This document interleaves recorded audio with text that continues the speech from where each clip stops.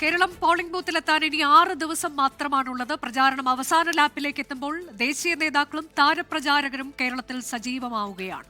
പ്രധാനമന്ത്രി നരേന്ദ്രമോദിയും ലോക്സഭാ പ്രതിപക്ഷ നേതാവ് രാഹുൽ ഗാന്ധിയും നാളെ വീണ്ടും കേരളത്തിലെത്തുന്നുണ്ട്.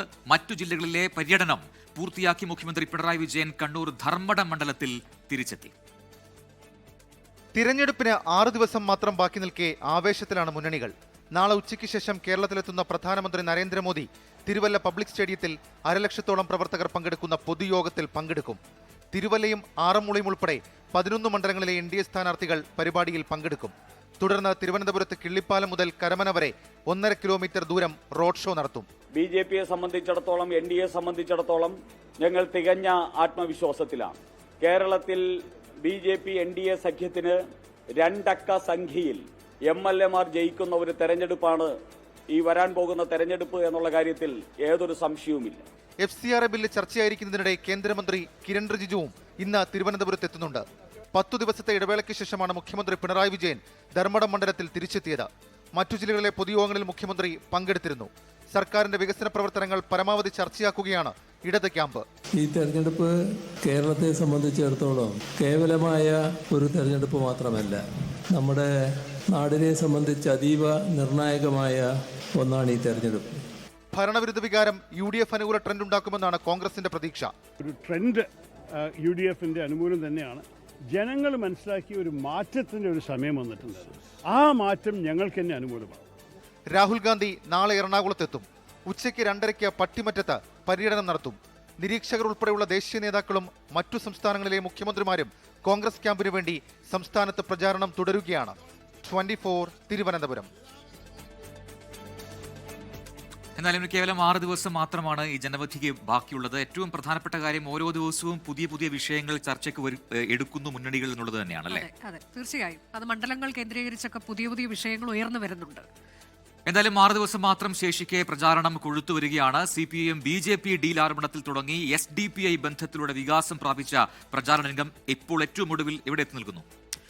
ഏറ്റവും ഒടുവിൽ വിവിധ വിഷയങ്ങൾ ഉന്നയിച്ചുകൊണ്ടാണ് ഇപ്പോൾ മുന്നണികൾ മുന്നോട്ട് പോകുന്നത്. ശബരിമല സ്വർണ്ണക്കൊള്ള ചർച്ചയാക്കാൻ UDFും മുണ്ടക്കൈ ചൂരൽമല പുനരധിവാസം ചർച്ചയാക്കാൻ LDFും ശ്രമിക്കുന്നതാണ് ഏറ്റവും ഒടുവിലായി നമ്മൾ കാണുന്ന കാഴ്ച.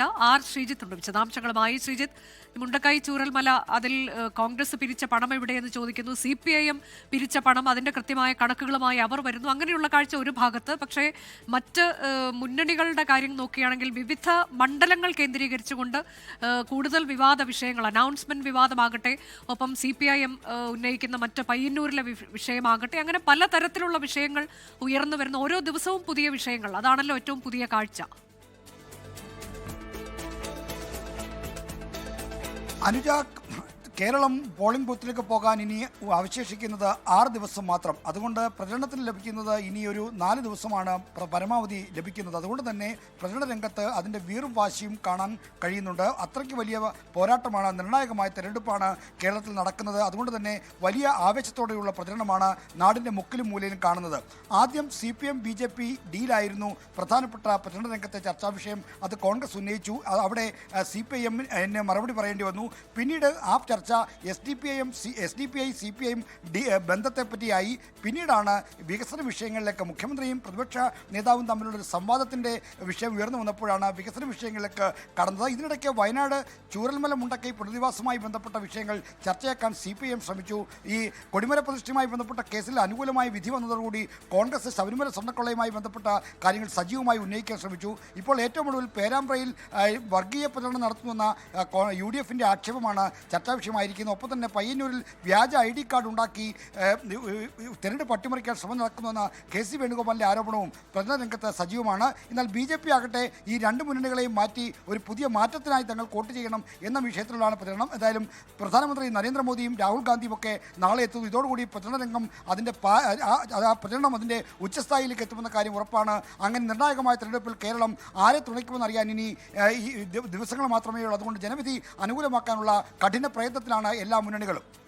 യെസ്, ആർ ശ്രീജിത്താണ് വിവരങ്ങൾ നൽകിയത്. ജനവിധി എഴുതാൻ ഇനി 6 നാൾ മാത്രം. പക്ഷെ എന്താണ് ജനവിധി എന്നതറിയാൻ മെയ് 4 വരെ കാത്തിരിക്കണം. മാത്രമല്ല എനിക്ക് തോന്നുന്നു ഈ 4 ദിവസം പരസ്യ പ്രചാരണത്തിന്റെ കുട്ടിക്കലാശം ഇനിയിപ്പോൾ 4-ാം ദിനമാണ്. അപ്പോൾ അതൊരു ശക്തി പ്രകടനം, അത് ഏത് ലെവലിൽ പോകും, അതിന്റെ ആസൂത്രണങ്ങളൊക്കെ ഒരു ഭാഗത്ത് ഈ അണിയറ പ്രവർത്തകരൊക്കെ നടത്തുന്നുണ്ടാവും അല്ലേ? അതെ, തീർച്ചയായിട്ടും. അതിനിടയിലാണ് ഓരോ ദിവസവും ഓരോ വിവാദം എന്ന തരത്തിൽ ചില മണ്ഡലങ്ങൾ കേന്ദ്രീകരിച്ച് പുതിയ പുതിയ വിവാദങ്ങൾ രൂപപ്പെട്ടു വരുന്നത്.